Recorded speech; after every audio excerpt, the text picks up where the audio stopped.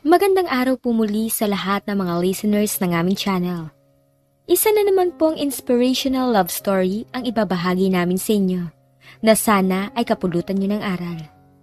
Ito ay pinamagatang The Dance of Temptation.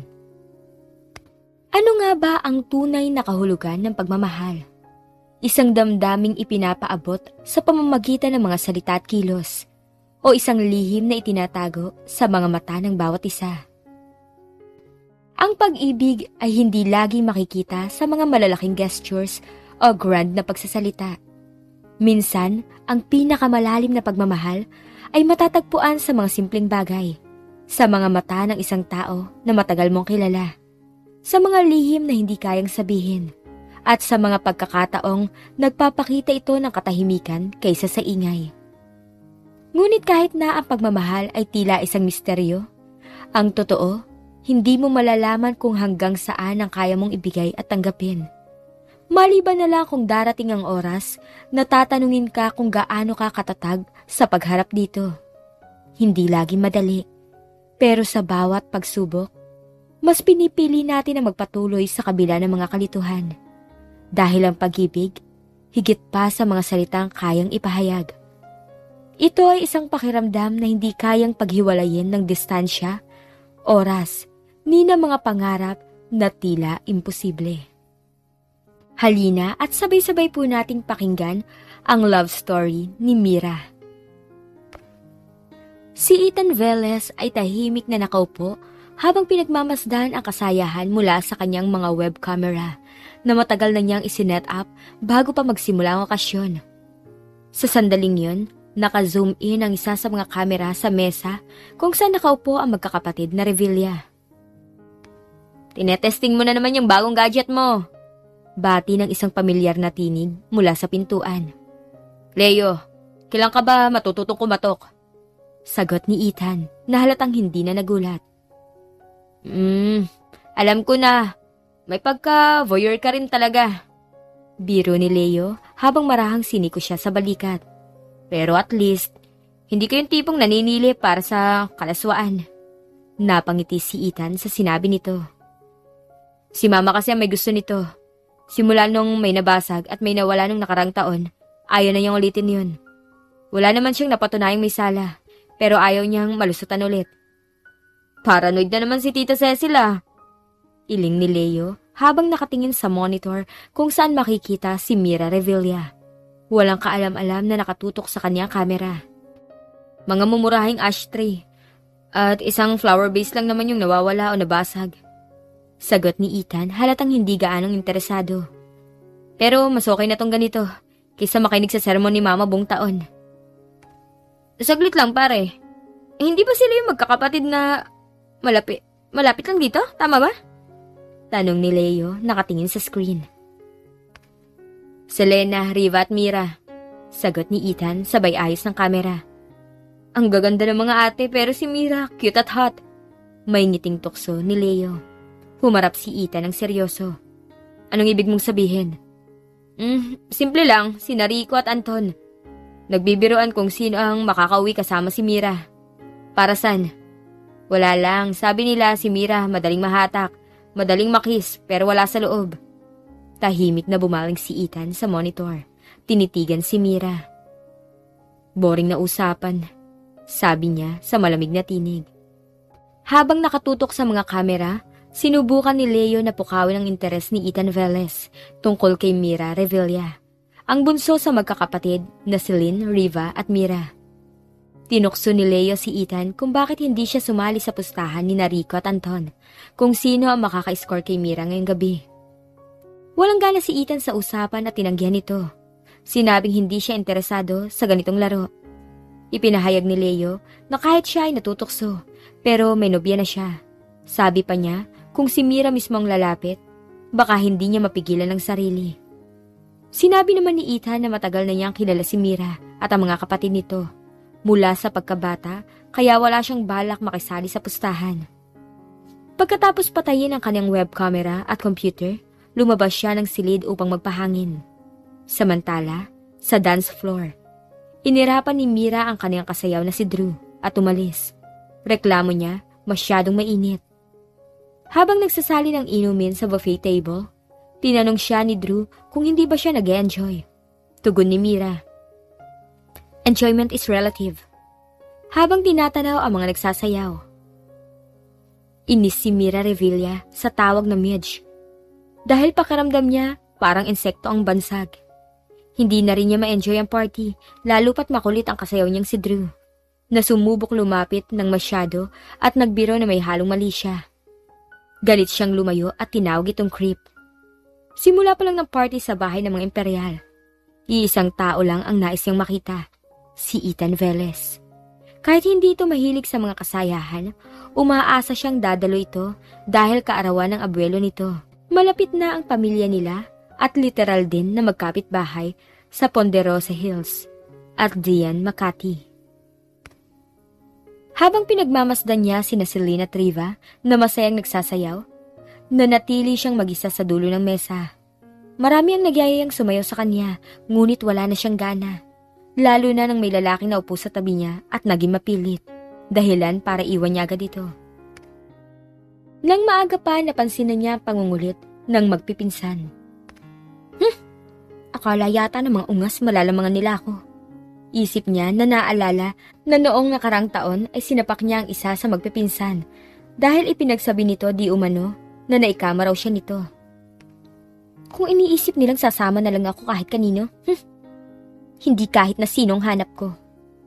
Kung minsan naiisip niyang tigilan na ang pakikipagkaibigan sa mga lalaki dahil nami-misinterpret na mga ito ang kaniyang pagiging malapit. Sa pagiging malapit sa mga lalaki, hindi na niya aalalahanin pa na maging kompetisyon ang kaniyang mga kapatid dahil ibang-iba ang mga ito sa kanyang ugali. Nagtungo siya sa bandang kanan ng matang tubig at nilanghap ang malinis na hangin, saka tinanaw ang mga ilaw dagitab sa buong kamay nilaan. Ilang minuto na siyang nakatayo ron nang mapansin niyang hindi siya nag-iisa. Sa kabilang dako ng matang tubig ay may nakita siyang silhouette ng isang matangkad na lalaki. At kahit pa madilim doon, ay alam niya kung sino yon. Si Ethan. Bakit ba sa lahat sa kanila, ang pinakagwapo pa ang siyang pinakamalamig? Sabi niya sa sarili. Nakita niyang lumakad na ito pabalik sa loob ng bahay at lalo siyang pinanghinaan ng loob dahil tinapunan lang siya nito ng tingin. That was a very enjoyable meal, sabi ni Alex. Nagustuhan mo bang steak? Yes. Tastes like rubber. Hindi ganito kung gumawa ng steak ang daddy. Pumayag siyang makipag-date sa kanyang kapitbahay na matagal nang nagpapalipad hangin sa kanya. Hindi siya pumili ng restaurant para sa date na yon at alangan namang i-date siya sa mismo nilang restaurant. Alam mo, nanguna kitang makita nung kalilipat pa lamang namin sa ating neighborhood. Naging interesado na ako sa iyo. Really? Lahat naman interesado sa akin eh. It's so hard being me. Oo, lalo na nung minsan na magsuot ka ng Scottish kilt. Napalaginipan pa nga kita that night. Ay, ano kayang klaseng panaginip yun? Chuck, hindi nakakatuwa. Then I decided that I must know you better. That's why we're here. Hinalikan nito ang kanyang kamay habang siya ay nakatingin lang sa mukha nito. Alam niyang wala siyang madamang ibang damdamin dito. Hindi repulsive na hawakan nito ang kanyang kamay at halikan yon, pero hindi rin siya touch. Binawi niya ang kanyang kamay at ipinagpatuloy ang pagkain. Nang nasa daan sila paakyat ang antipolo, pinili ni Alex ang shortcut, imbis na ang daan na patungo sa kabayanan na malapit sa simbahan. Hindi siya umimik nang hawakan nito ang kanyang kamay na noon ay nasa ibabaw ng kanyang handbag. Walang ano-ano, lumiko sila sa isang compound na walang masyadong ilaw. Hindi alam ni Mira kung anong establishment yon na kanilang pinasok. Nang itigil ni Alex ang kotse sa tapat ng isang maliit na gusali, ay lumabas ito. Hintay mo ako dito ha. Nang mapag-isa siya, napaisip siya kung anong lugar yon. Nakita niya ang linya ng kubo-kubuhan sa isang dako ng compound. Napadaan na sila minsan ni Selena at Riva. Subalit hindi nila alam na mayroon palang resort doon. Resort? Marinyang bulong sa sarili. Resort na may cottage for rent. Napanipis ang kanyang mga labi sa galit at naningkit ang kanyang mga mata. Noon din niya binuksan ang pinto at mabilis naglakad palayo. Alam niyang hahanapin siya ni Alex, kaya nang makatanaw siya ng isang kolumpon ng mga halaman, kaagad siyang nagtago. Mula sa kanyang kinalalagyan, nakita niyang lalaki na lumapit sa kotse at nagtaka kung bakit wala na siya. Naglakad-lakad ito palibot ng kotse habang lumingalinga, halatang naghahanap. Mira, lumabas ka na. Kung ayaw mo, hindi kita pipilitin. Loko kang hungkang ka. Nagsabi ka muna dapat na dito mo ako dadalhin. Naku, tigok ka na talaga sa akin. Matagal siyang naghintay bago umalis ang kanyang kadate. Nang makita niyang umarangkada na ang kotse nito, saka siya lumabas ng kanyang taguan. Sa kanya naalala. Ay, naiwan ko ang bag ko sa kotse ng loko. Mabuti na lang talaga mababa ang takong ng suot niyang sapatos. Alam niyang mahigit 7 kilometro ang layo niya mula sa kanilang bahay at halos dagukan niyang sarili sa kanyang kagagahan. Di na ako makikipag-date sa lalaking hindi ko gusto. Dahilan sa dark chocolate brown ang suot niyang blusa at itim ang kanyang pantalon, halos hindi siya makita sa dilim. May ilang sasakyan na ang nagdaan, ngunit hindi siya pinansin. Hanggang sa may isang kotse na nag-pull over at sinabayan ang kanyang paglakad. Una ay pinagmasdan niya yun. Volvo, okay na rin. Kaso ay nagbago ang kanyang isipan. May loko rin bang Volvo owners? Mira Revilla, is that you? Tanong ng lalaking driver. Sakay na. Ethan? I'm glad it's you. Sa tuwa niya ay ginawaran muna niya ito ng halik sa pisngi bago nagsettle sa upuan. Napangiti lang ito sa kanyang gesture. Nang pasasalamat, saka nito muling pinaandar ang sasakyan. My poor feet, sabi ni Mira na pilit abutin ang kanyang paa pagkatapos e-fasten ang seatbelt. Bakit naglalakad ka sa ganitong oras ng gabi? Hindi mo ba alam na maraming loko sa dang to? Alam ko, kaso isa ring loko ang tinakbuhan ko, kaya ako napilitang maglakad. I'm glad si Ethan Velez Imperial MD ang aking rescuer. Binigyan niya ng diin ng MD. Paano mo nalaman na doktor ako? Nalaman ko mula sa caretaker ng bahay niyo. Buti ka pa may titulo ng MD, samantalang ako, JM pa rin eh, ever. JM? Jerk magnet. Ewan ko ba sa inyo mga lalaki? Nakapanlibre lang ng dinner, para bang karapatan na niyo na ikama kami mga babae. Hindi naman lahat. The woman I dated were more than willing to go to bed after dinner. It's not surprising. Ang gwapo mo naman kasi. Crush ka nga ni ate nung siya teenager. Kaso may girlfriend ka na nun. Pauwi ka ba sa hills? Kaya ka nasa dang to? Yeah, I'm going to collect some old stuff para dalhin sa bago kong tirahan. Stay out of trouble, okay? Hindi lang si ate nagka-crush sa'yo Bulong niya sa sarili. Ako rin, up to now.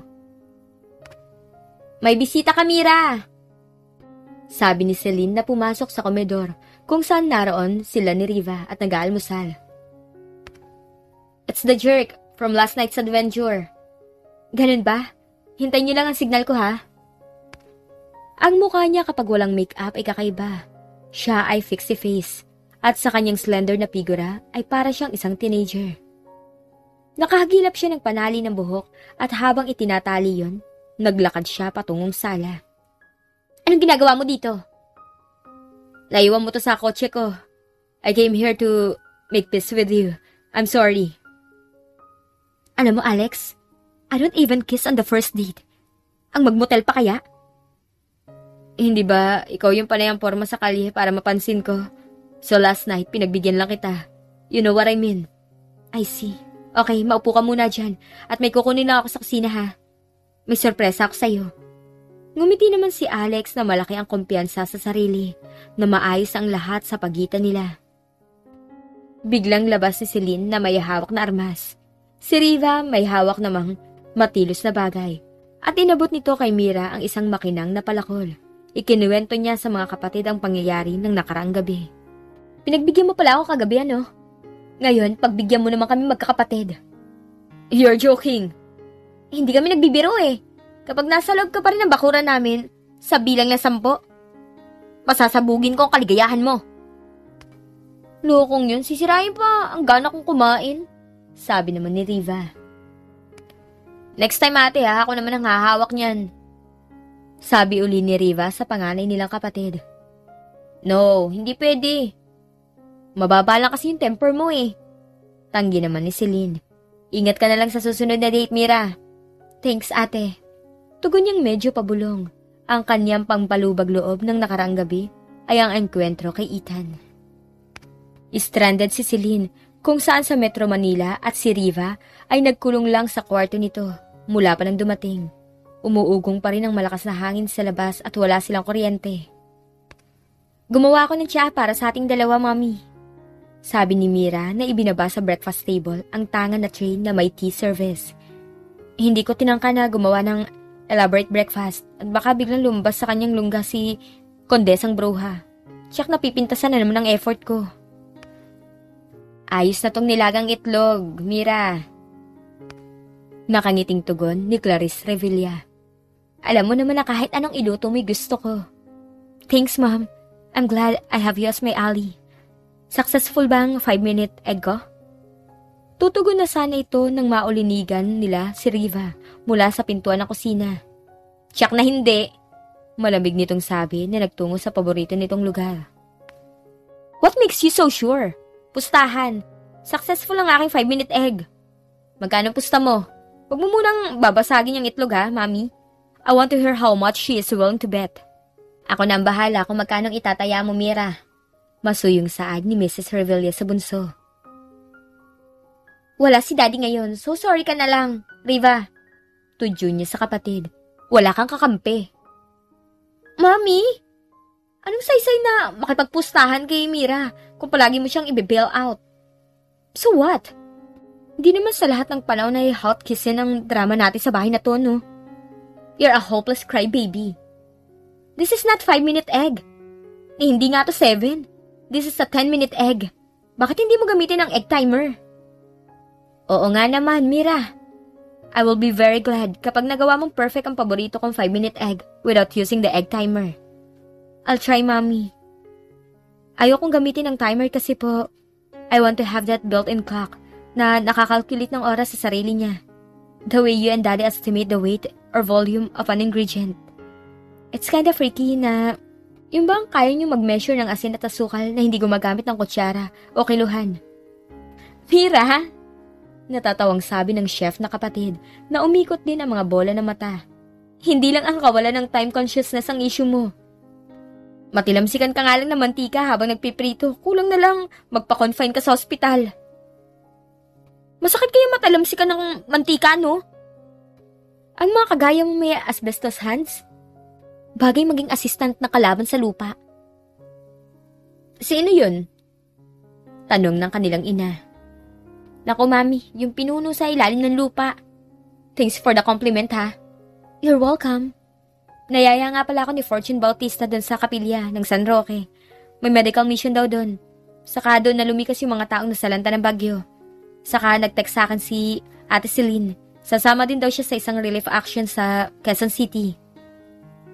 Ikaw, Riva, may pupuntahan ka rin ba? Wala, Mommy.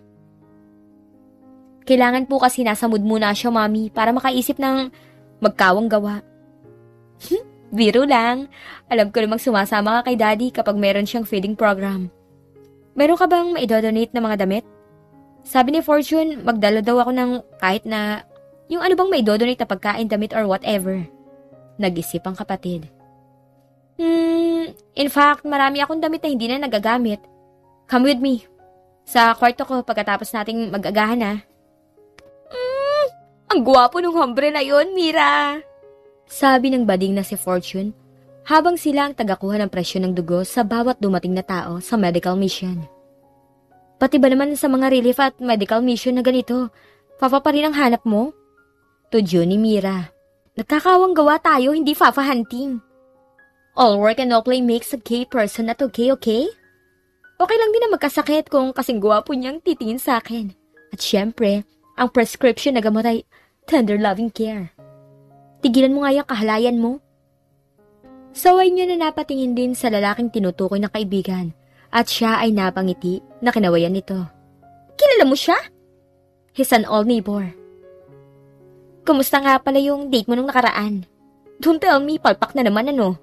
Sinabi mo pa. Nako, serbisyo na muna ulit tayo. Sinanyasan niya ang susunod na tao sa pila na maupo sa harapan niya. Isang lalaking medyo may edad ang noon ay kinukuhanan niya ng blood pressure. Ang gamit nila hindi electronic, kaya lang hindi siya makasiguro sa blood pressure nito, inulit niya ang pagkuha ng BP. Wait lang po hindi ko po malaman kung tama yung kuha ko ng BP niyo, sir. Ano po bang nararamdaman niyo? Nahihilo at masakit ang batok pero kahapon pa ganito ang pakiramdam ko. Mabuti po't nakarating kayo dito. Ang mabuti pa po, isingit ko na kayo sa doktor dahil napakataas po ng presyon niyo. Nang makalapit siya sa nakahilerang mesa ng mga doktor, nagpalingali-nga siya kung sino sa mga ito ang noon ay kasalukuyang bakante. Nang mapadako ang kaniyang paningin kay Ethan, nakita niyang sinanyasan siya nito para lumapit. Narinig niya ang pagtikim ni Fortune. Bruha, inggit ka lang. It seems emergency ang case na ito? Tanong ni Ethan. Hindi ko sigurado kung tama ang pagkakakuha ko ng BP niya, Doc. Magalang niyang tugon. Pero siya lang ang hindi ko na-determine na normal ang presyon. Okay. Tangon nito na pinagmasdan ng pasyente. Walang kibo na umalis siya sa harapan nito.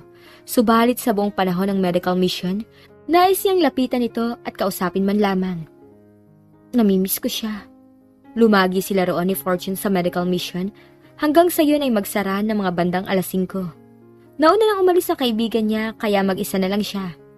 Nagulat siya nang lalakad na patungo sa paradahan ng tricycle at sinabayan siya ni Ethan. Hello, Mira! Mira Revilla! Bati nito sa kanya. JM! Hello again, Doc! Tugon niyang naasiwa sa sinabi nito na hindi napigil ang sarili na pagmasdan ang gwapo nitong muka. Mabuti tinilapit mo agad ang pasyenteng yun kanina. He was actually on the verge of stroke. Really? Pinahatid ko kagad siya sa pinakamalapit na hospital. Sa dami ng mga pasyente kanina, walang tsansa ang lalaking yun na makasingit sa pila. You practically saved that person's life by giving immediate attention to him. Wala yun, Doc. Ginawa ko lang nararapat. Halika na, idadaan na kita sa inyo. Oh no, gusto ko munang dumaan sa isa kong kaibigan, sa Yan Street, dito sa susunod na subdivision. Kukumustahin ko kung okay sila. Okay, huwag ka masyadong magpagabi ha. Sure. There goes Prince Charming. Prince Charming na panay na lamang ang paalala na stay out of trouble. Huwag magpapagabi. Yun ang kinalulungkot niya. He thinks I'm always up to some mischief or something. Mami, wala ba kayong balak ni Dad na lumipat sa bahay, dun sa bahay natin sa Dian? Hindi namin naisip ang bagay na yan, Iha. Saka ayaw ng daddy mong tumira sa malapit kay Mrs. Glorioso. Yung babaeng weirdo? Lola Maribel didn't want to do anything with her either. Yes, nawiwirduhan noon si Tia Maribel. Pero, bakit mo naitanong kung nais naming tumira doon? Dahil ba sa mga imperial? Wala, hindi naman ho. Little sister ang turing niya sa inyong magkakapatid. Mira, I was also hoping na isa sa inyong magkakapatid ang makatuluyan niya. Pero sa palagay ko, mabibigo ata ako. Lalo na ako. Good night, Mami. Paalam na lang niya. Nagbasa na lamang siya ng libro. A soulmate is someone we feel safe enough to open our truest selves. We can be loved for who we are, no matter what else goes wrong around us. With that one person, we're safe in our own paradise. Our soulmate is the one who makes life come to life. Sa kanya naisip si Ethan na nais niyang paniwalaan na kanyang soulmate, pero hindi nito alam. He thinks I'm just a tiresome girl. Bakit pa sa lahat naman ng mga lalaki, siya lang ang hindi tumingin sa akin na walang kainte-interes? Sa kanya binanggit ang isa pang quotation. If you love someone, set them free. If they come back, they're yours. If they don't, they never were. Napahugot siya ng malalim na hininga. Ang lalim mo ngayon, Mira. All because of a person who is out there somewhere. Kinabukasan nang dumating si Celine, saka lamang nagkaroon ng palitan ng salita sa kanila at iyakan. Si Mira na ang napilitang magsabi tungkol sa trahedyang sinapit ng kanilang ama sa North Luzon Expressway. He had a heart attack, ate. Habang nagmamaneho.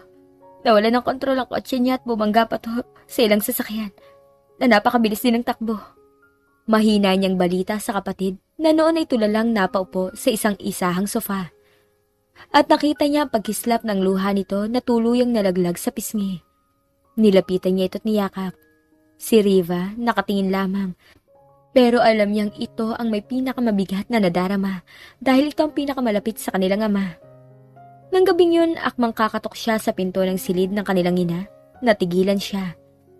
Balak niya sanang makisali sa pagiyak nito, subalit nang marinig niya ang paghagulhol nito sa kabilang bahagi ng pinto, minabuti na lamang niyang sarilini ng pighati.